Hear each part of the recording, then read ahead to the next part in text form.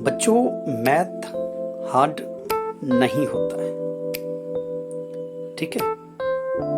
बस एक ही रीजन है कि आप सिस्टम से नहीं पढ़े। सिस्टम से नहीं पढ़े का अर्थ क्या हो गया कि जैसे एग्जाम्पल आप मान लीजिए कि आप 6 क्लास को ठीक से नहीं पढ़े, 7 क्लास को ठीक से नहीं पढ़े, 8 क्लास को ठीक से नहीं पढ़े, 9th क्लास को ठीक से नहीं पढ़े, फिर भी आपका क्लास चेंज होता गया। उसका मुख्य रीजन है कि स्कूल बेस एग्जाम होता है और बिहार बोर्ड में तो एग्जाम बंद हो गया था, ठीक है। कोई वैल्यू एक तरह से नहीं था, सीधे चेंज कर दिया जाता था क्लास। बट जब आप 10th में जाते हैं तो थोड़ा सा प्रेशर आता था बोर्ड का, तो वहां पर जब आप थोड़ा सा प्रेशर में ही जब पढ़ना स्टार्ट करते थे तो समझ में नहीं आता था। तो आपको उसी समय से लगना स्टार्ट हो गया कि मैथ क्या है, हार्ड है। नहीं, देखिए, कार्बन तो सिर्फ बदनाम है कि कार्बन का बॉन्ड बहुत तगड़ा होता है, लेकिन मैथ का बॉन्ड बहुत हेवी होता है।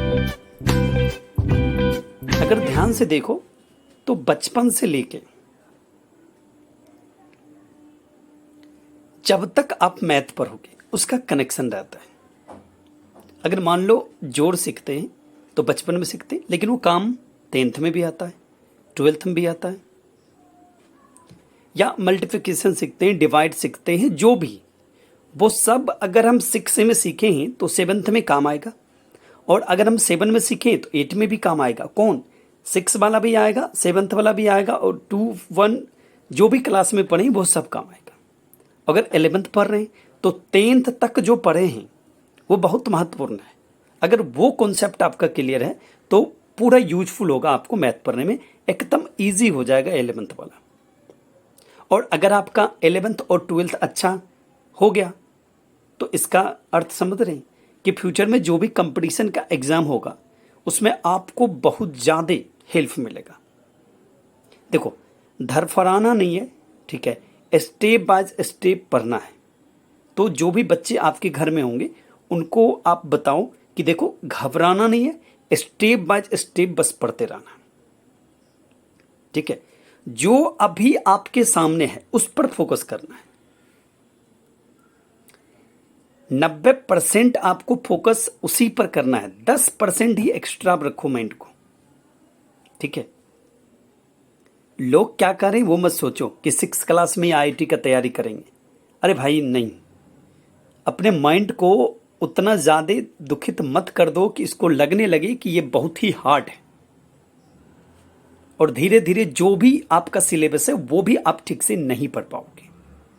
सो आप ब्रेन को ना प्रेशर नहीं दो, जो है उसको 90% टाइम उस पर फोकस करो, 10% आप एक्स्ट्रा फोकस करो, ठीक है।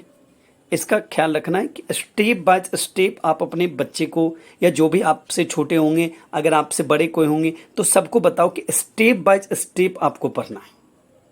मैथ ही नहीं, सारा सब्जेक्ट इजी होगा, ठीक है। अब 10 साल नहीं पढ़ते हो, अचानक चाहते हो 11वां साल पढ़े तो फिर प्रॉब्लम तो आएगा, ठीक है। तो बच्चों, वीडियो को शेयर कीजिएगा और ज़्यादा से ज़्यादा दूर तक शेयर कीजिएगा, और चैनल को सब्सक्राइब भी ज़रूर कर लीजिएगा, ठीक है। और इसी तरह से हम अपडेट देते रहेंगे। अगर कुछ ऐसा लगे कि आप लोग के लिए ज़रूरत है तो हम देते रहेंगे, आप लोग देखते रहिए। और कुछ पूछना हो तो आप लोग कमेंट कर कर हमसे पूछ सकते हैं। Okay, thank you, love you. Video को देखने के लिए धन्यवाद।